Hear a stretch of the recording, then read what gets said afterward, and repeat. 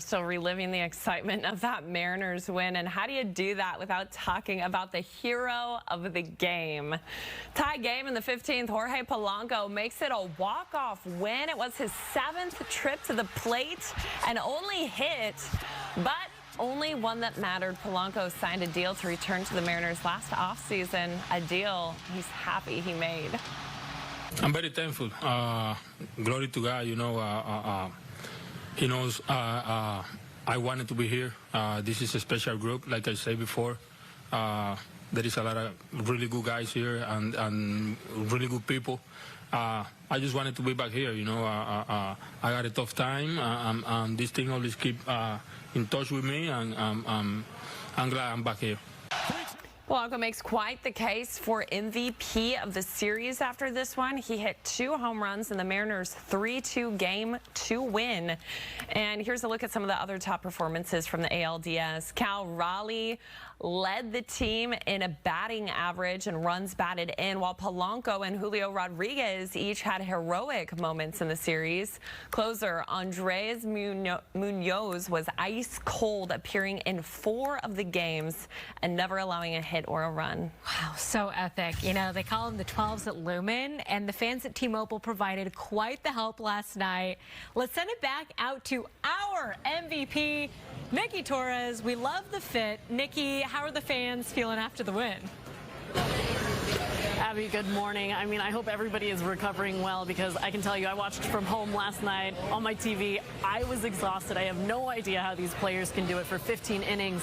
But then I talked to some of the fans here at Sea-Tac Airport. They're catching an early morning flight after standing for 15 innings last night. Some of them skipped the bathroom. They didn't want to get into concessions because they didn't want to miss anything during this game. So imagine all of those hours on your feet. They have raspy voices too, because they clearly lost their voice from cheering so much last night. They endured, and we got that outcome that we wanted after 24 years. It is something incredible. If you were inside of the park, the only thing that I've heard so far from fans is that it was electric. Even leaving the park last night, people were singing and cheering, and they were partying like it was 2001.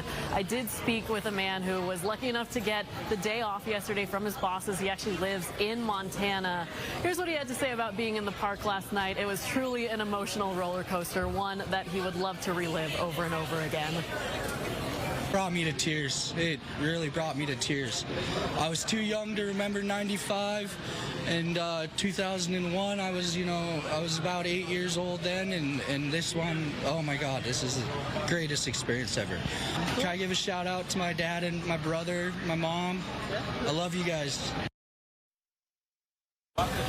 This guy was awesome. So he also pulled out a duffel bag with all of the merch and the gear that he bought from last night. He got a Naylor jersey that he said that they had just pulled straight off of the press. It was still warm. He has his postseason caps that he's bringing back to his friends and family. He also has some towels and things like that. So he is fully stocked. But if you couldn't see on there as well, he had a full leg brace. He stood for 13 innings, he said, until he finally had to go to the bathroom. That is the commitment from these fans. I cannot imagine what that is like, and they are hoping here for a World Series. So that is what we have seen so far at Sea-Tac Airport this morning. The energy just continues, and then tomorrow we'll re-rack and we'll do it all over again.